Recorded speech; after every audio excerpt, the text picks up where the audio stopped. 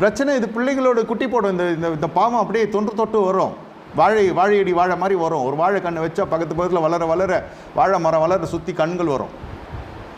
ஆலமரம் நீங்கள் வச்சிங்களாக்கா விழுதுகள் அப்படியே மரமாக மாறி ஆலமரம் அசையவே பட முடியாது. அதுபோல் இந்த மாதிரி ஒரு பொல்லாத காரியத்தை தகப்பன் போகிற பொழுது பிள்ளைகள் பார்த்து கொண்டு சும்மா இருக்க மாட்டாங்க. முதல் இனிஷியல் ஸ்டேஜ் பிள்ளைகளோட வெறுப்பை சம்பாதிச்சுக்குவீங்க.